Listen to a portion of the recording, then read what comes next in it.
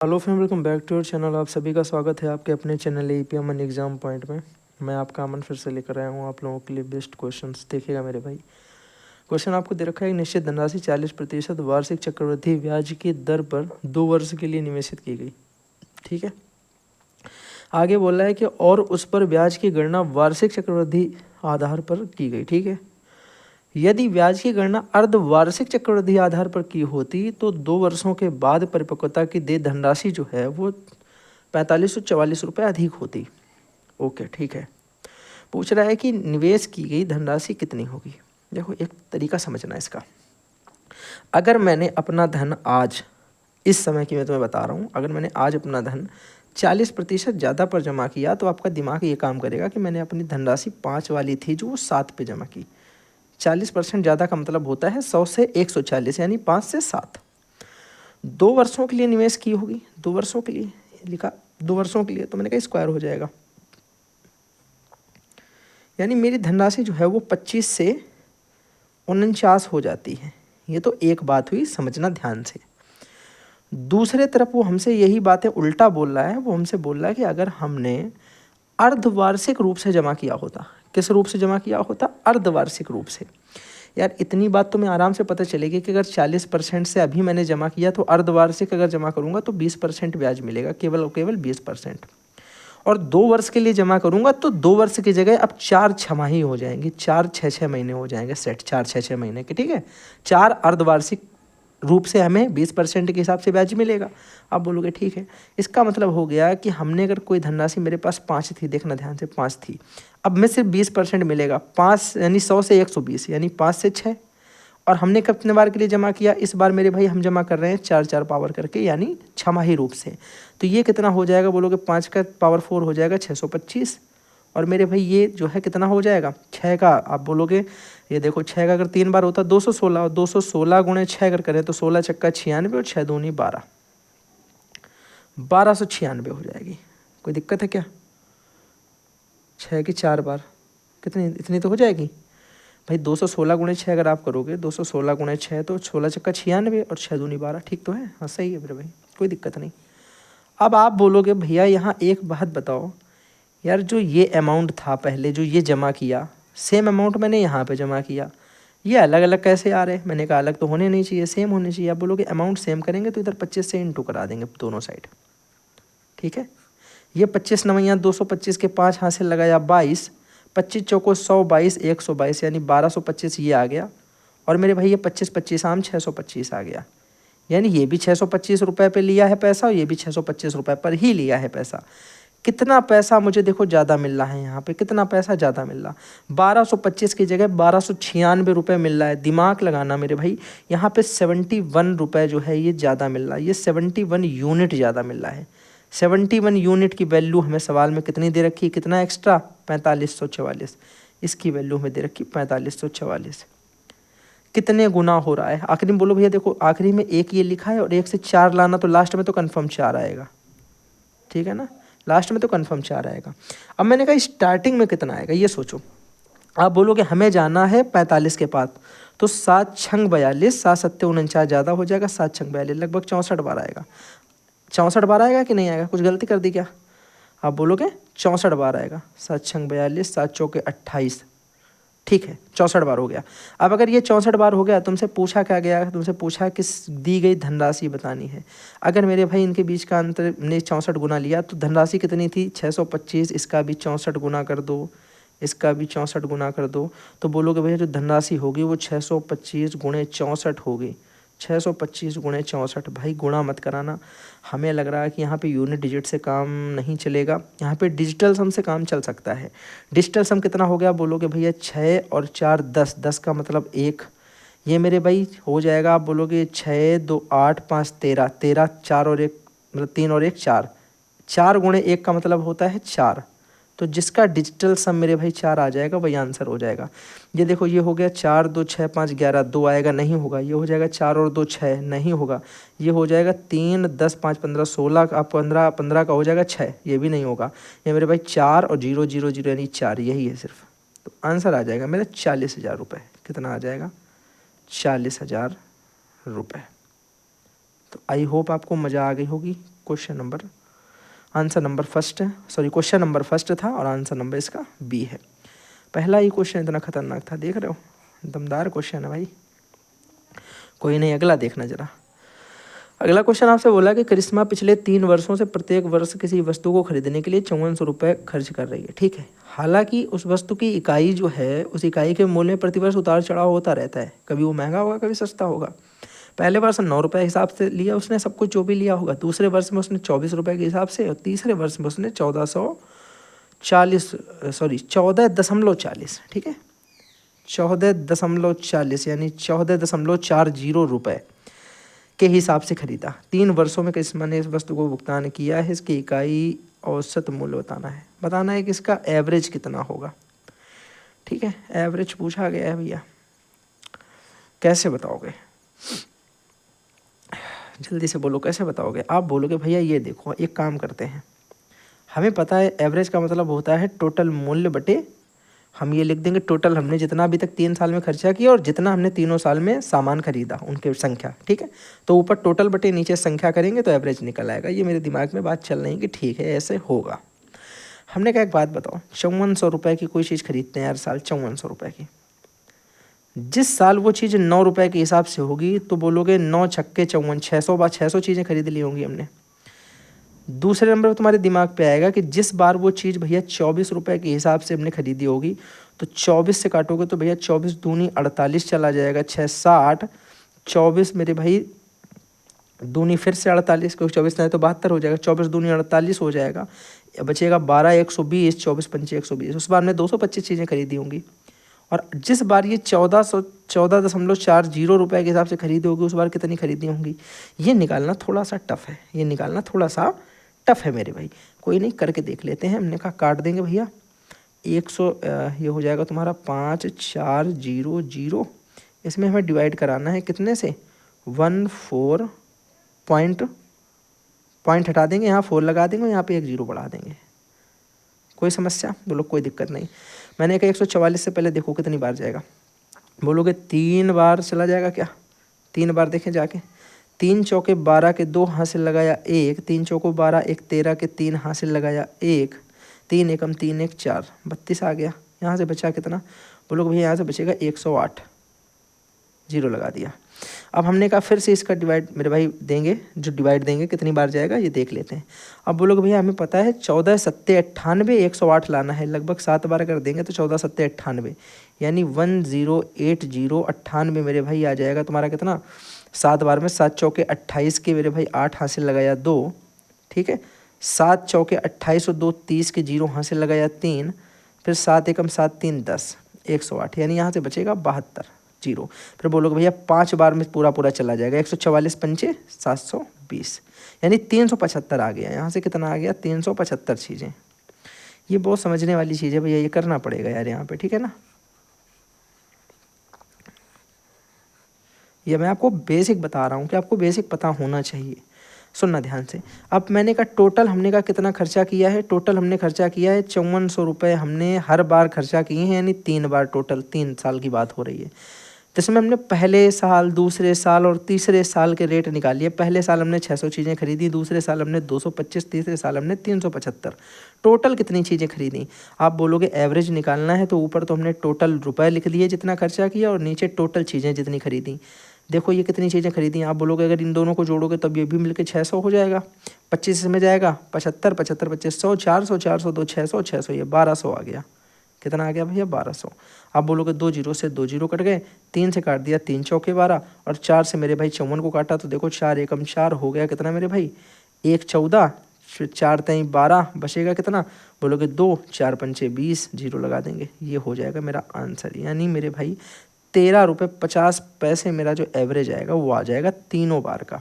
ठीक है ना, बहुत बेहतरीन तरीके से मैंने आपको समझाया भैया। समझ में आ गई बात कि नहीं, जल्दी से एक बार बता देना, बोलो जल्दी से, बात आ गई समझ में। ठीक है, अगला क्वेश्चन देखो जल्दी से। हर क्वेश्चन टफ नहीं है लेकिन कुछ है बीच बीच में, हर टाइप का क्वेश्चन आता है ना पेपर में, तो जिसमें से टॉप 10 अगर कर रहे हो तो फिर मेरे हिसाब से तो बेस्ट वाले करो, है कि नहीं। बोला कि रामकृष्ण एक संख्या यानी p है उसके 3/4 से एक और संख्या जो है उसके q उसका 2/3 घटाता है तो उसे अंतर के रूप में 5/8 प्राप्त होता है। 5 के मतलब p के 9 गुने और q के 8 गुने का अंतर पूछा गया है, क्या आएगा। बड़े प्यारे तरीके से इसे समझना जरा। पहले तो क्वेश्चन जो बन रही है उसे देखो जरा। उसने तुमसे बोला कि p नाम की जो संख्या है उसका 3/4 से घटाना है q नाम की संख्या का 2/3 और इसको घटाने पे आएगा 5/8। इसे सॉल्व करो। बोलोगे भैया नीचे एलसीएम ले लेंगे 12, ये हो जाएगा 4 तिहाई 12 3 तिरका 9p माइनस 3 चौके 12 4 दूनी 8q बराबर 5/12 5/8। बोलोगे भैया 12 यहाँ से हटा देंगे, इधर से हमने कहा 12 गायब हो गया तो ये 12 कहाँ आ गया। बोलोगे 12 यहाँ आ गया। ये कितना आ जाएगा 4 दूनी 8 4 तिहाई 12, 2 से मेरे भाई काट देंगे इसको तो 1.5 टाइम में जाएगा और 15 पना 75 होता है यानी 7.5 आ जाएगा। यानी हमें पता चल गया कि p का 9 गुने से अगर हम q का 8 गुना घटाते हैं तो 7.5 आता है। 7.5 7.5 को हम 15/2 भी लिख सकते हैं, यानी ऑप्शन नंबर आपका जो है एकदम राइट हो जाएगा। 7.5 आएगा जिसे हम 15/2 भी लिख सकते हैं। बात आ गई समझ में। बोला था कि 9 गुना p का उससे घटाना है 8 गुना q का, तो दोनों को माइनस करेंगे मेरे भाई तो 7/7.5 यानी 15/2 आंसर मेरा हो जाएगा। This is my answer. I hope आपको बात समझ में आ रही होगी बिल्कुल अच्छी तरीके से। ठीक है, बिल्कुल सिंपल था। ये देखो कितना छोटा सा क्वेश्चन है और मेरे हिसाब से छोटा दिख रहा है तो ये इसका सॉल्यूशन भी छोटा होगा और इस तरीका बिल्कुल सरल होगा। बोला जब किसी संख्या के 1/3 में 5 जोड़ा जाता है तो योगफल 59 प्राप्त होता है। संख्या ज्ञात कीजिए। जब किसी संख्या के 1/3 में कोई संख्या है उसके 1/3 में 5 जोड़ रहे हैं तो ये योगफल आ रहा है।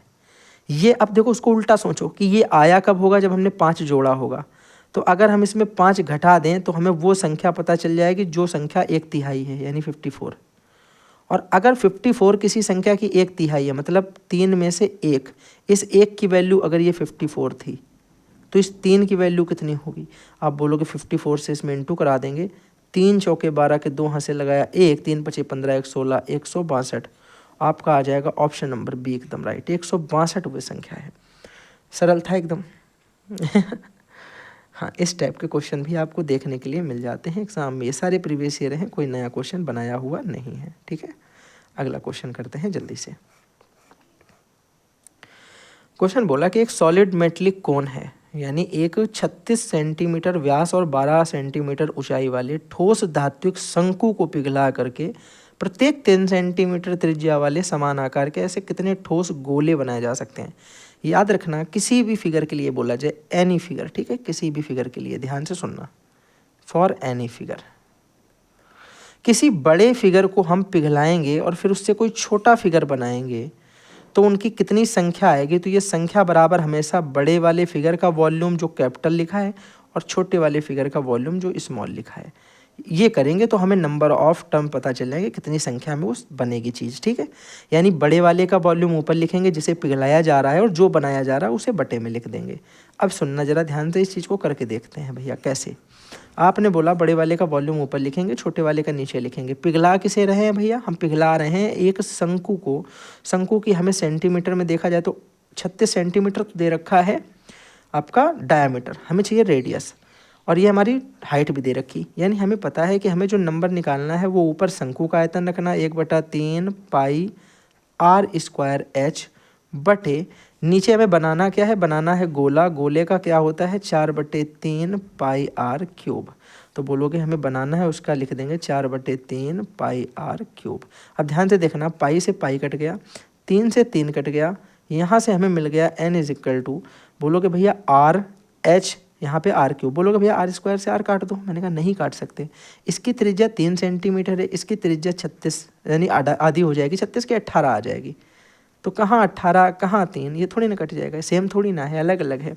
तो बोलोगे भैया ऊपर लिख देंगे इनकी वैल्यू 18 × 18 रेडियस हो गई, क्योंकि भैया व्यास अगर 36 है तो त्रिज्या 18 होगी। और हाइट मेरे भैया कितनी दे रखी, हाइट दे रखी यहाँ पे 12 × 12 अपॉन में भैया क्या कर देंगे, अपॉन में r क्यूब यानी रेडियस का क्यूब। नीचे 3 दिया, 3 का क्यूब करेंगे तो 3 × 3 × 3, चाहते तो 27 भी लिख सकते हैं, आपका मन। ठीक है, 3 से काटोगे तो 3 9 27 मेरे भाई, फिर 3 से काट दोगे तो पूरा पूरा देखो 9, एक तो 18 पूरा चला गया, 3 त्रिका 9 3 27 आ गया, 3 से काटा तो 3 18, सॉरी क्या कर दिया मैंने यहाँ पे, जल्दबाजी यही होती है, ध्यान से सुनना, ये 3 था, मैंने कहा इस देखो ये दोनों 9 हो गया, 3 त्रिका 9, 9 से इसे काटो 9 दूनी 18, 3 से इसको काटो 3 चौके 12, इनका गुणा करा दो तो n बराबर कितना आ जाएगा, बोलोगे 2 गुणे 18 गुणे 4, 2 गुणे 18 गुणे 4, तो ये n का मान आ जाएगा, आप बोलोगे 18 चौके 72, ये मैंने कहा कुछ गलती कर दी यार, यहाँ पे क्या छूट गया मेरा, अच्छा ओके ओके, नीचे 4 भी तो लिखा है, ये नीचे इंटू 4, ये वाला 4 बचा है ना भी, ये 4 नीचे 4 बच गया था, ठीक है ठीक है ठीक है, कोई दिक्कत नहीं, बात आ गई समझ में, नीचे वाला 4 बाकी था, नीचे वाले 4 से मेरे भाई ये ऊपर वाला 4 कट जाएगा, ऊपर बचेगा 18 और इंटू में 2 जो ये लिखा है, 18 दूनी 36 आ जाएगा, इसका आंसर 36 आंसर आ जाएगा, ठीक है। वो मैंने देखा नहीं 4, क्योंकि हो जाता है भाई, छूट जाता है, ये मैं देख नहीं पाया, 4 बच गया था ना इसका, 4/3 पाई आर क्यूब वाले का 4, तो वो मैं भूल गया था, ठीक है। आई होप आपको बात समझ में आ गई होगी, बेहतरीन तरीके से बात समझ में आ गई क्या। चलो अगला क्वेश्चन जल्दी से करते हैं, जल्दी से ऐसे करके बताओ क्या आएगा। आप बोलोगे भैया यहाँ देखो एक सिंपल सी बात, उसने बोला कि इतने मीटर ऊंचाई पर उड़ने वाली एक पतंग की डोरी से जुड़ी हुई क्षैतिज के साथ में 60 डिग्री का कोण बनाती है, डोरी की लंबाई कितनी होगी। एक इतने मीटर ऊंची उड़ रही, 120 मीटर ऊंची, 120 मीटर ऊंची उड़ रही है एक पतंग, और ये पतंग ज़मीन के ऐसे आएगी, एक डोर बंधी है यहाँ पे, तो ये डोर बना रही 60 डिग्री का एंगल, 60 डिग्री का एंगल। तो आपसे पूछ रहा कि what is the length of this, मतलब इस डोर की लेंथ कितनी होगी, ये जो डोर है ये कितने सेंटीमीटर या कितने मीटर में आंसर आएगा। इसका मीटर दे रखा तो मीटर में बताएंगे। आप बोलोगे भैया देखो हमें पता है कि अगर ये मेरे भाई 60 है तो इसका मतलब ये 30 बनेगा, 30 के सामने 1 होता है, 60 के सामने √3 होता है, और मेरे भाई इसके सामने यहाँ पे 90 के सामने 2 होता है। अगर आपको √3 की वैल्यू कितनी दे रखी है 120, √3 की वैल्यू 120 दे रखी है, तो आप इसे काटोगे तो कितनी बार जाएगा, आप बोलोगे 3 चौक 12 यानी 40 √3 आ जाएगा, ठीक है 40 √3, एक का मान 40 √3 आ गया। तो मेरे भाई एक का मान 40 √3 है, तो दो का मान कितना हो जाएगा, दो का मान हो जाएगा 80 √3, यानी जो लेंथ आ जाएगी आपकी डोर की वो आ जाएगी 80 √3। अब यहाँ पे आप सोचो कि मैं आपके लिए cos theta tan theta sin theta लगाऊंगा, तो आप गलत हो मेरे भाई, हम लोग रेशियो से ही इसे सॉल्व करते हैं, ठीक है। अब इतने बड़े हो गए हो तो अब ये क्लास 10th वाली हरकतें नहीं करनी है, यानी this is not application of trigonometry, आपके लिए ये हाइट एंड डिस्टेंस ही है। समझ में आ गई बात, आगे बढ़ जाए। चलो नेक्स्ट वन जल्दी से करेंगे। बोला गया है कि किसी आयताकार भूखंड की लंबाई और चौड़ाई जो है वो इतने और इतने दे रखी, इतने मीटर वर्ग मीटर की दर से पूरे भूखंड पे घास लगाने की लागत पूछी गई, आपसे कितनी हो जाएगी। बिल्कुल सरल है भैया, बिल्कुल ज़्यादा सरल है। पूछोगे कैसे, मैंने कहा हमें पता है अगर हम किसी पे घास लगा रहे हैं भूखंड पे, तो हमें पता है उसके एरिया पे ही पूरा काम होगा। उसका एरिया कितना है, बोलोगे लंबाई गुणे चौड़ाई करेंगे एरिया निकलेगा, इसी में अगर हम प्राइस का गुणा करा देंगे तो टोटल एक्सपेंडिचर निकल आएगा, टोटल खर्च। यानी इस पूरे जितना भी यहाँ से आएगा उस पर हर एक मीटर पे लगाना है। अगर 1 मीटर वर्ग का इतना खर्चा आएगा तो इनसे जो गुणा होने पे आएगा उस पूरे मीटर वर्ग पे कितना आएगा। मतलब कहने का अगर एक चॉकलेट आपकी 10 रुपये की है तो 100 चॉकलेट कितने रुपए की, 200 चॉकलेट कितने रुपए की, तो गुणा करा देते हैं। सेम कॉन्सेप्ट यहाँ लगाना है। आप बोलोगे भैया इसका मतलब ये आ जाएगा सिंपल से 10.5 × 8 × 15.25, बस इसे सॉल्व करोगे आंसर आ जाएगा। मैंने कहा हाँ। आप बोलोगे इसे सॉल्व कैसे करेंगे, ये तो टफ है करना, डिजिटल सम लगा सकते हैं क्या, अलग है अगर तो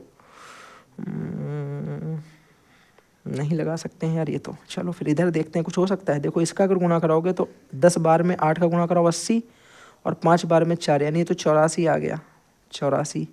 देखो 10 का गुणा जब तुम 10 से गुणा कराओगे 8 का तो 80 आएगा, और 0.5 का गुणा जब तुम 8 से कराओगे तो 4 आएगा, तो 80 और 4 84 हो गया। 84 × 15.25 इतना हुआ, बात आ गई समझ में। अब मैंने कहा इसे ज़रा सॉल्व करो, ये कितना आ जाएगा।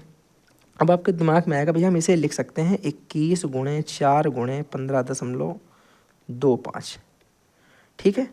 तो हमने कैसे लिख देंगे 21 गुणे 4 का गुणा 15.25 से कराओगे तो कितना आ जाएगा। आप बोलोगे भैया इसका तो सिंपल सा है, देखो 15 चौके 60 और 60 और 1 61। कैसे किया भैया, बस यही तो तुम लोग कन्फ्यूज हो जाते हो। देखना जरा, 4 का गुणा हमने कराया 15.25 से, पहले 15 से गुणा कराओ तुम इसका तो कितना आएगा, 15 चौको 60। फिर 0.25 का मतलब कितना होता है, 0.25 का मतलब होता है 1/4। 1/4 से 4 का गुणा कराओगे तो 1 आएगा, 1 इसमें ये जोड़ दो, 61 हो गया। बात आ गई अब समझ में। हाँ मैं बता दूंगा यार, कुछ चीज़ें ऐसी हैं जो हम डायरेक्ट कर देते हैं, वो आपको बताएंगे कैसे किया, ठीक है। अब तुम्हें ये बात समझ में आ गई कि भैया हम अब इसका इंटू नहीं कराएंगे, लास्ट में हमें पता 1 × 1 जब भी होता है मेरे भाई 1 ही आता है एंड में। तो यहाँ एंड में 3 आ रहा है, यहाँ एंड में 5 आ रहा है, यहाँ एंड में 2 आ रहा है और यहाँ एंड में 1 आ रहा है। तो दिस इज़ माई आंसर। इसका आंसर आ जाएगा कराने पे 1281 रुपये। जल्दी से बताओ बात समझ में आ गई कि नहीं आ गई, जल्दी बोलो भाई। बोलोगे बढ़िया तरीके भैया समझ में आ गई, नेक्स्ट वन जल्दी से करवा दीजिए। चलो इसे करो जल्दी से, फास्ट करना मेरे भाई इस वाले क्वेश्चन को। बोला कि 2 अंकों वाली एक धनात्मक संख्या के अंकों का गुणनफल 24 है, यानी इनके अंक हम मान लेते हैं कि पहला जो संख्या है 2 अंकों की वो हो जाएगी 10a + b, ठीक है, ऐसी तो संख्या मानी जाती है। इनके अंकों का गुणनफल मैंने कहा ये a × b तुम्हें दे रखा है, कितना a × b तुम्हें दे रखा है यहाँ पे 24 तो हमने कहा 24 हो गया। आगे बोला है कि जब इस संख्या में 18 जोड़ा जाता है तो इनके अंकों का स्थान परस्पर बदल जाएगा, मतलब पलट जाएगा। मतलब जो दूसरी संख्या बनेगी वो वाली संख्या इससे 18 ज़्यादा होगी, यानी अगर इनके स्थान हम आपस में बदल जाएंगे तो बोलोगे भैया वो बन जाएगी 10b + a, यही तो बन जाएगी। अगर हम इसमें 18 जोड़ दें, इसमें 18 जोड़ दें ऊपर वाली में, तो बोल रहा है कि ये बन जाएगी। इसका मतलब ये वाली संख्या इस वाली संख्या से 18 ज़्यादा होगी, यही तो होगा। यानी अगर हम इस इक्वेशन को सॉल्व करें तो हम बोलेंगे कि 10b + a - 10a - b = 18, यानी 10b + a से 10a + b को माइनस कर देंगे तो ये माइनस माइनस माइनस कर देगा जाके। हमने कहा अगर इसे सॉल्व करोगे तो ये आ जाएगा 9b - 9a = 18। पूरे से 9 कॉमन लेके अगर काट दोगे तो यहाँ से आ जाएगा b - a = मेरे भाई कितना आ जाएगा, 9 दूनी 18 2, b - a = आ जाएगा 2। अब मेरे दिमाग में एक चीज़ फिक्स है कि उन संख्याओं में बड़ी संख्या जो है वो b वाली आएगी, b > a आएगा, ये बात हमने फिक्स कर दी। अब मैंने कहा उनका गुणा कराने पे 24 आ रहा है और घटाने पे ये आ रहा है। यार बड़ा ही बुरा फांस दिया इसने हमको, ठीक है, पर कोई दिक्कत नहीं। अब हमने कहा भैया 24 संख्या जो है उस 24 के कुछ ऐसे फैक्टर करो जिनको घटाने पे 2 आ जाए। बोलोगे हम कर सकते हैं 6 चौके 24। अगर हम 6 में से 4 घटाते हैं तो 2 भी आ रहा है, यानी कि हिसाब से देखें तो ये b की जगह कितना है 6 और a की जगह कितना है मेरे भाई 4। तो संख्या कितनी हो जाएगी, बोलोगे संख्या हो जाएगी 46 जो पहले थी। ये देखो पहले वाली संख्या कितनी हो जाएगी 46। आपसे पूछा है धनात्मक संख्या ज्ञात होती है जिसे दी गई संख्या के घटाने पर, बोला कि छोटी से छोटी वह छोटी से छोटी धनात्मक संख्या ज्ञात कीजिए जिसे संख्या से घटाने पर ये पूर्ण वर्ग बन जाती है। यानी हम 46 तक तो आ गए हैं लेकिन अभी भी आंसर नहीं आया भैया, ध्यान से सुनना। अब इस वाली चीज़ को मैं यहाँ पे बिगाड़ देता हूँ। 46 आपको समझ में आ गया ना, कहाँ से आया 46। अब 46 में भैया क्या घटा दिया जाए कि ये एक परफेक्ट स्क्वायर नंबर बन जाए। मैंने कहा 46 में देखो 0 घटाने पे 46 रहेगा, 10 घटाने पे 36 हो जाएगा। 36 अगर हम यहाँ लिखते हैं 10 घटा करके 10 घटा के 36 को हम लिख सकते हैं परफेक्ट स्क्वायर, यानी 6 का स्क्वायर हो जाएगा। तो ये बिल्कुल सही आंसर है, बाकी क्या आपको चेक करने की ज़रूरत नहीं है। तो 36 इज़ माई आंसर, यानी 10 इज़ माई आंसर। और नंबर पूछा जाए संख्या वो कौन सी है तो बोलोगे 46। पूछा जाए 18 जोड़ने पर कौन सी संख्या बनी तो बोलोगे 64। ठीक है, तो सारे आंसर हो गए 1, 2 और 3। एकदम बेसिक से बताया, बढ़िया तरीके से समझाया। आई होप आपको पूरा क्लास में बात को समझ में आ गई होगी। चलो नेक्स्ट वन जल्दी से। और ये आई थिंक दैट नहीं अभी और है इसके बाद। चलो इसे करो पहले। बोलोगे भैया इसे कर सकते हैं हम लोग, क्या कर सकते हैं देखना जरा।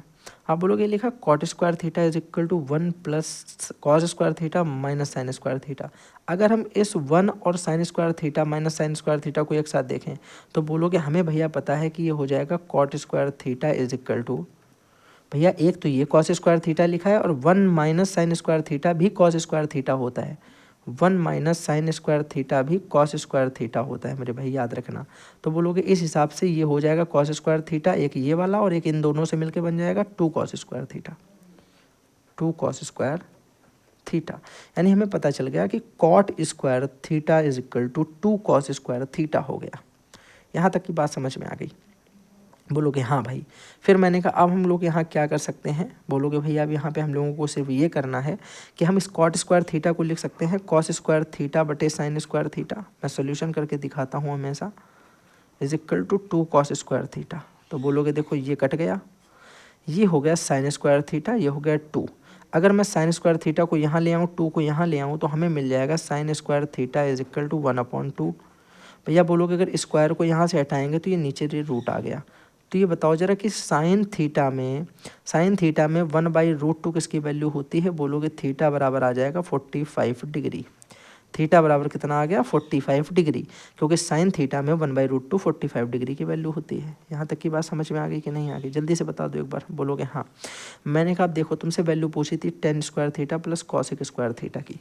tan स्क्वायर 45 का मान 1 का स्क्वायर, एक ही रहेगा, प्लस मैंने कहा कॉसेक स्क्वायर थीटा। अब मेरे भाई कॉसेक 45 की वैल्यू कितनी होती है? √2, और √2 का स्क्वायर करोगे तो कितना आ जाएगा? 2। तो ये आ जाएगा 1 + 2 यानी ओवरऑल 3। तो इसका आंसर आ जाएगा मेरे भाई, इसका आंसर कहाँ, ऑप्शन कहाँ इसके हैं? कोई बात नहीं, इसका ऑप्शन मेरे भाई हमें लग रहा है कट गया है। सी ऑप्शन आप यहाँ लिख देना 3, डी ऑप्शन आप यहाँ लिख देना √3। तो हमारा आ जाएगा ऑप्शन नंबर सी जो है वो एकदम राइट हो जाएगा। ठीक है, परेशान मत हो, एकदम सही आंसर है। अगला क्वेश्चन जल्दी से देखते हैं, और ये आई होप मेरा लास्ट क्वेश्चन है। ठीक है, this one is my last question. Okay मेरे भाई, चलो इसे जल्दी से बताना कैसे करेंगे। बोला गया कि एक छड़ी को 2 भागों में तोड़ा गया है जिसकी लंबाई का अनुपात 7:11 है। यदि छोटे भाग की लंबाई 77 है तो संपूर्ण छड़ी की लंबाई कितनी होगी? जो सॉल्व कर रहा है वो बेवकूफ़त वाले काम कर रहा है, बिल्कुल नहीं करना, ध्यान से सुनना। 77 सेंटीमीटर मेरे भाई दी गई, यहाँ पे क्या दे रखा है? 77 सेंटीमीटर। दिमाग लगाओ, सेंटीमीटर हमको दिया है, आंसर सारे मीटर में है, तो पहली बात तो हमें इसको मीटर में देख लेना है। 77 सेंटीमीटर का मतलब होता है बटे 100 कराओगे तो 0.77 मीटर। ठीक है, ये हो गया कि नहीं हो गया? तो मैंने कहा मेरे भाई 7:11 अगर हमको दे रखा है और इसकी लंबाई तुमको छोटी वाली की दे रखी है 0.77 मीटर, तो कितने गुना हो रहा है? आप बोलोगे भैया 11 7 से 70, 0.11 गुना हो रहा, 0.11। फिर मैंने कहा पूरी छड़ी कितने मीटर की है? बोलोगे 7 मीटर की छोटी वाली हो गई तोड़ने पर और 11 मीटर की बड़ी वाली, तो दोनों जब जुड़ी होंगी तो पूरी होगी 7 और 11 18 मीटर की। 18 मीटर में भी मेरे भाई हम कितने इंटू करा देंगे? 0.11 गुना करा देंगे, तो हमें पता चल जाएगा पूरी छड़ी रियल में कितने मीटर की है, क्योंकि 0.11 से गुणा कराने पे मीटर निकल रहा है। अभी तो यूनिट लिखा है, ये 7 यूनिट था, ये 11 यूनिट था, ये 18 यूनिट है। अब हम रियल नंबर कैसे निकालेंगे? 77 में रियल दिया था तो कितने गुना हो रहा था? 0.11, तो ये भी 0.11 गुना करा दो। आपको पता गुणा कराने का तरीका मैंने आपको ऑलरेडी सिखा रखा है कि भैया देखो 8 है तो पहले 8 लिख दो, फिर इस 8 और 1 को जोड़ो तो 9 हो गया, और फिर ये लास्ट वाले 1 को ऐसे ही लिख दो। फिर पॉइंट 2 अंक के बाद था, 2 अंक के बाद पॉइंट लगा दो, यानी आंसर जो आ जाएगा वो 1.98 मीटर आ जाएगा, जो कि हमारा ऑप्शन नंबर कौन सा है? डी एकदम राइट दे रखा है। बताओ जल्दी से, अभी भी कोई दिक्कत किसी को? पूरी की पूरी क्लास समझ में आ गई कि नहीं? 10 क्वेश्चन एकदम बेहतरीन तरीके से। आपने एक चीज़ महसूस की होगी कि हम लोग 10 क्वेश्चन समझ कर करने में कम से कम 29 मिनट ले रहे हैं, 29 मिनट मेरे भाई। ठीक है, 29 से 30 मिनट, बीच में अगर कुछ बात हुई तो 30 मिनट। हम लोगों की लगभग 30 मिनट की एक क्लास बनती है। ठीक है, तो आपको पता है कि 30 मिनट अगर आप मन से लीड लगा करके देखते हो तो आपको लगभग 10 नए तरीके के क्वेश्चन सॉल्व करने को मिलते हैं, नए 10 कॉन्सेप्ट सीखने को मिलते हैं। हर एक सवाल में एक स्पेशल कॉन्सेप्ट होता है, एक स्पेसिफिक तरीका होता है।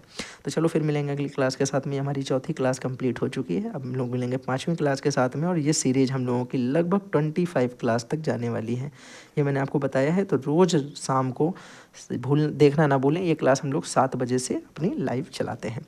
7 बजे से लाइव नहीं होती है, प्रीमियर होती है मेरे भाई, क्योंकि हमें रात में टाइम मिलता है तो मैं रात में इसको रिकॉर्ड कर लेता हूँ। ठीक है, तो चलो इसी के साथ में थैंक्स फॉर वॉचिंग, फिर मिलते हैं, तब तक के लिए बाय बाय।